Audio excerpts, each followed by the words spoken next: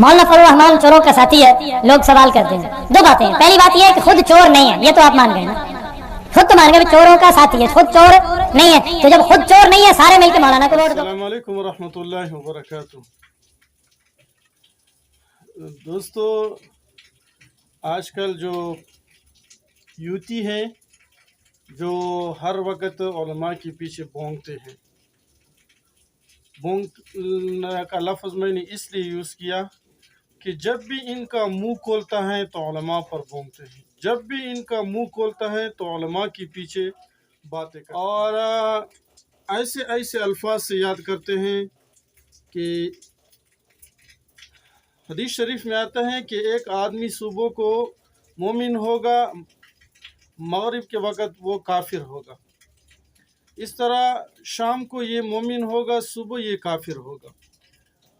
وہ اس وجہ سے کہ ان کے منہ سے ایسے الفاظ نکلیں گے کہ ان کو پتہ بھی نہیں ہوگا، اور ان الفاظ کی وجہ سے وہ ایمان سے بھی خارج ہو گیا ہوگا۔ اور آج کل یہ قیامت کے قریب یہ اس طرح ہوگا۔ اگر آپ سوچیں بھی تو قیامت کے جتنے بھی چھوٹے نشانات ہیں وہ تو کمپلیٹ ہو گئے ہیں، اب بڑے نشانات رہ گئے ہیں۔ تو یہ نشانی بھی ان میں سے ہے کہ آج جو ہیں لوگ ایسے الفاظ، نعوذ باللہ، ایسے الفاظ کہتے ہیں کہ ان کی وجہ سے وہ ایمان سے خارج ہو جاتا ہے۔ تو اس وجہ سے میں نے یہ بھونکنے کا لفظ یوز کیا کہ علماء کے پیچھے باتیں مت کرو۔ اگر علماء آپ کے خیرخواہ نہیں ہیں تو دنیا میں کوئی بھی انسان کا خیرخواہ نہیں ہے۔ علماء تو مسلمانوں کے علاوہ کافروں کا بھی خیرخواہ ہیں، یہ تو مسلمان ہیں، مسلمان تو اپنے ہوتے ہیں۔ تو میں عرض یہ کر رہا تھا کہ علماء کے پیچھے بھونکنا بند کرو، ورنہ اپنا انجام خراب کرو گے، اور کچھ نہیں کر سکتے، علماء کا کچھ بھی نہیں بگاڑ سکتے آپ لوگ، لیکن صرف اور صرف اپنا آخرت جو ہے وہ تباہ و برباد کر سکتے ہو۔ اچھا، اکثر ساتھی جو ہیں وہ یہ کمنٹ میں اور سوشل میڈیا پر یہ اعتراض کرتے ہیں، آپ لوگوں نے بھی دیکھا ہوگا، شاید آپ بھی اسی میں سے ہو، کہ یہ مولانا جو ہیں وہ اب مہنگائی مارچ کیوں نہیں کرتا، مہنگائی مارچ کے لیے کیوں نہیں نکلتا ہے، یہ لوگ مر رہے ہیں مہنگائی سے، اور اتنا مہنگائی ہوگی۔ میں بھی مانتا ہوں کہ مہنگائی ہے، مہنگائی صرف آپ لوگوں پر نہیں ہے، مہنگائی پورے پاکستان پر ہے، مجھ پر بھی ہے، لیکن اس مہنگائی کا جو جڑ ہے وہ کون ہے؟ اس جڑ کا پتہ لگانا چاہیے تاکہ ہم اس جڑ کو ختم کر لیں، تاکہ یہ مہنگائی کنٹرول ہو سکے۔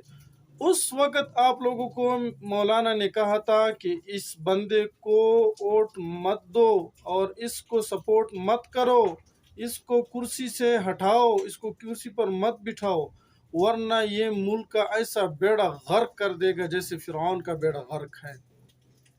اس بندے کی وجہ سے اس نے پاکستان کی معیشت اتنا تباہ و برباد کیا ہے کہ جتنا 70 سالوں سے جتنے بھی وزیر اعظم آئے، جتنے بھی بادشاہ آئے، انہوں نے 76 سال میں اتنا بیڑا غرق نہیں کیا جتنا اس نے صرف 10 سالوں میں غرق کیا۔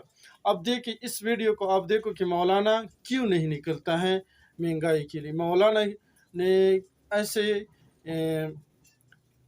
کیوں چھپا ہوا ہے کہ وہ اس پر کیا دباؤ ہے۔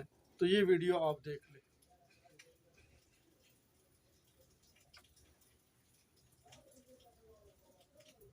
مولانا فضل الرحمان چوروں کا ساتھی ہے، لوگ سوال کرتے ہیں دو باتیں ہیں، پہلی بات یہ ہے کہ خود چور نہیں ہے، یہ تو آپ مان گئے نا، خود تو مان گئے چوروں کا ساتھی ہے، خود چور نہیں ہے، تو جب خود چور نہیں ہے سارے مل کے مولانا کو ووٹ دو۔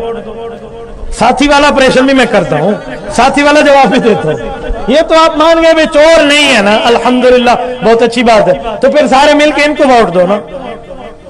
پوری قومی اسمبلی میں 372 سیٹوں میں مولانا کی تو 15 سیٹیں ہیں، اس کا معنی ہے یاروں تمہارے تو وہی ہے نا جن چوروں، ان کو چور بھی کہہ رہے ہو، ووٹ بھی ان کو دیتے ہو۔ यार तो तुम्हारे वही हैं, 14 सीटें इसी मौलवी के, तुम इन पे लगी हुई है। वो जो बाकी 372 की असम्बली है, 15 को निकाल के बाकी वोट तो तुम ही ने दिए हैं कि नहीं कोई जन्नत के लोग देने आए थे हैं?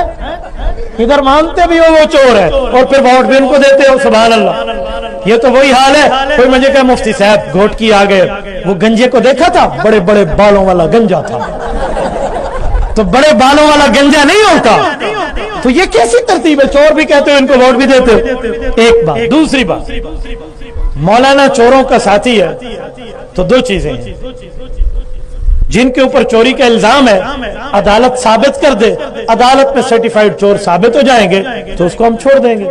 लेकिन जिसका ये दावा है कि चोरों के साथी हैं, वो जिनको चोर कहता है, इनको तो अदालत ने पानामे के बजाय कि इसने सच कहा या झूठ कहा।